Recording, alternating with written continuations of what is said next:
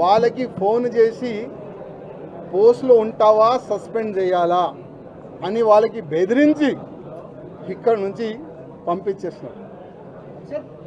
ముగ్గురు మా ఎంబడి వచ్చినారు, ఆ ముగ్గురే సైన్లు పెట్టినారు. ఇంకా దాదాపు 7 మెంబర్స్ సైన్ కావాలి.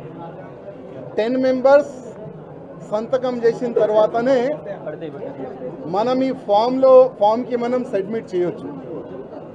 కానీ ఆల్రెడీ డిసైడెడ్ ఎవరికి ప్రెజెంట్ చేయాలి, ఎట్లా చేయాలి అని ఆల్రెడీ వాళ్ళు డిసైడ్ చేసుకొని పైన కూస్తున్నారు. కానీ ఇవాళ కిషన్ రెడ్డి గారికి, అదేవిధంగా కేంద్ర మంత్రి వచ్చిన మేడం గారికి లిఖిత రూపంలో ఒక లెటర్ నేను ఇచ్చినాను. కిషన్ రెడ్డి గారికి మాట చెప్పి వస్తున్నా, కిషన్ రెడ్డి గారు మీ చేతి నుంచే ఇవాళ భారతీయ జనతా పార్టీలో నేను జాయిన్ అయినా, నేను నా రాజీనామా మీ చేతికే ఇస్తున్నా, ప్లీజ్ మీరు యాక్సెప్ట్ చేయండి అని కిషన్ రెడ్డి గారికి ఒక లెటర్ ఇచ్చి వచ్చిన, రిజైన్ లెటర్ పార్టీకి.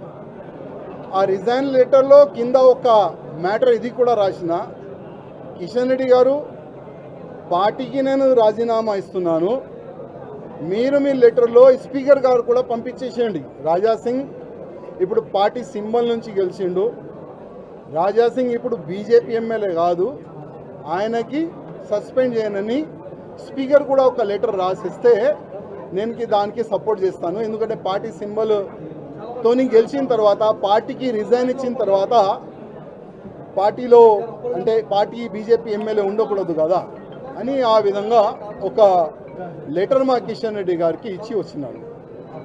దురదృష్టం ఏంటంటే 2014 నుంచి ఎన్ని ఇబ్బందులు భరించి ఇక్కడి వరకు వస్తున్నానంటే మా మీడియా మిత్రులకి కొంతమందికి తెలుసు.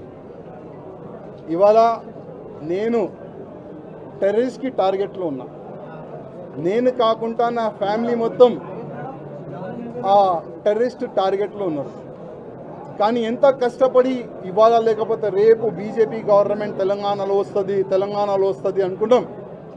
కానీ దురదృష్టం ఏంటంటే తెలంగాణలో బీజేపీ రావద్దు అనేవాళ్ళు చాలా జమ అయిపోయినారు పెద్దలు. ఇప్పుడు వాళ్ళే అనుకోకపోతే మేము ఎంత కష్టపడి మా ఫ్యామిలీని రిక్స్ చేసిన తర్వాత, ఇంత పని చేసిన తర్వాత లాభం మేము ఉండవు కదా. అందుకోసం అయ్యా మీ పార్టీకి దండం, మీకు దండం అని ఒక లవ్ లెటర్ ఇచ్చి వెళ్తున్నాం. జై శ్రీరామ్.